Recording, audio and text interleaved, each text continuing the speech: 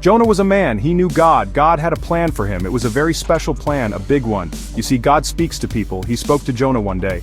Jonah, God's voice came, I have an important job for you. This job was not small, it meant a journey was needed. A journey to a faraway city called Nineveh. Jonah listened carefully to God's words, but deep inside he wondered if he was ready. Nineveh was a great city, it was very large. So many people lived within its walls. But these people had a problem. They were not living good lives. Their hearts were filled with wrong choices. They did many bad things day after day. God saw all of it from heaven. He saw their unkindness and their wicked ways. He wanted them to stop their wrongdoing. He longed for them to change their hearts. He hoped they would turn back to goodness. That is why Jonah had to go there. Jonah heard God's call very clearly. He understood what God wanted him to do. But a knot of fear tightened in Jonah's stomach. Nineveh was a place known for its harsh people. It was famous for its cruelty. Jonah worried they would not listen to his words. He thought it might be too dangerous for him to go. So Jonah made a different plan in his mind. He decided he would try to run away from God's command. He did not want to face the people of Nineveh. He looked for an escape route. So Jonah went down to the port city of Joppa. He looked around for a ship. He found one. This ship was getting ready to sail to Tarshish. Tarshish was a city far, far away. It was in the opposite direction of Nineveh. Jonah thought this was perfect. He paid the captain his money. He climbed aboard the wooden ship. He probably thought he could hide from God. He believed he could escape the task God gave him. But can anyone truly hide from God? God is everywhere. God sees everything. Jonah's unexpected adventure was just beginning. On the ship, Jonah might have tried to rest. Perhaps he went below deck to sleep. He thought he was getting away from his troubles. He believed he was escaping God's call. But God knew exactly where Jonah was. Suddenly, the clear blue sky turned dark and angry. A mighty wind began to howl fiercely. Huge towering waves started to crash over the sides of the ship. The storm was terrible and frightening. The experienced sailors on board were filled with terror. They had seen many storms in their lives, but this storm was different. This was a storm with a divine message. The sailors fought bravely against the raging storm. They worked very hard to save their ship. They threw heavy cargo into the churning sea. They hoped this would make the ship lighter. They hoped it would stop the ship from sinking. But the storm only grew stronger and more violent. "Why is this terrible thing happening to us?" they cried out in fear. They decided to cast lots, an old custom they used. They wanted to find out who on board was to blame for this disaster. The lot, guided by an unseen hand, pointed directly to Jonah. He was the reason for their terrifying trouble. Jonah knew in his heart that it was true. He stood before the frightened and weary sailors. "I am running away from my God," he confessed to them. "He is the God who made the sea and the dry land." Then Jonah told them what they must do. "Throw me into the sea," Jonah said bravely. "Then the storm will stop and you will be safe." The sailors did not want to do such a thing. They were good men, but the waves grew even higher and more threatening. So, with heavy hearts, they lifted Jonah. They threw him into the raging dark water. Instantly, the sea grew calm and peaceful. Jonah sank beneath the surface of the waves. He thought this was the end. But God was not finished with Jonah yet. God had a plan even in the deep sea. God sent a very big fish. Some say it was a giant whale. This great fish swam towards Jonah. It opened its enormous mouth and swallowed Jonah whole. Jonah found himself inside the belly of the fish. It was dark in there. It was wet and uncomfortable. He was there for 3 long days, and he was there for 3 long nights. He had plenty of time to think. He had plenty of time to pray to God. He knew he had been very wrong.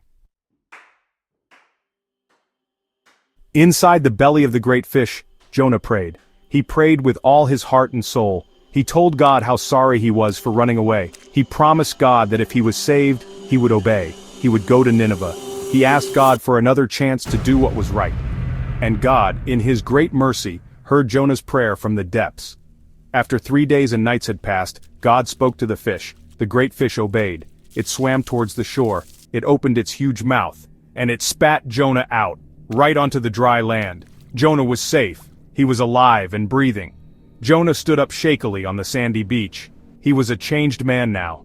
He knew without a doubt that he could not run from God. He understood that he had a job to do. The great city of Nineveh was waiting. God's important message was still ready to be delivered. This time, Jonah did not hesitate for a moment. He did not try to find another way to escape. He started walking towards the great city. He was now ready to speak God's powerful words. He was ready to face the people of Nineveh. He carried a new sense of purpose and hope within him. Nineveh was a very big city, just as God had said. It was so large that it took several days to walk all the way through it. Jonah entered through the city gates. He began to shout out the message God had given him. In 40 days he cried out with a loud voice, "Nineveh will be destroyed!" He walked through the busy streets and marketplaces. He told everyone he met about God's warning. He warned them of God's coming judgment. This was because of their many wicked ways. His voice was strong and clear. His message was serious and urgent. The people of Nineveh heard Jonah's words, and they listened very carefully. They believed the message he brought from God.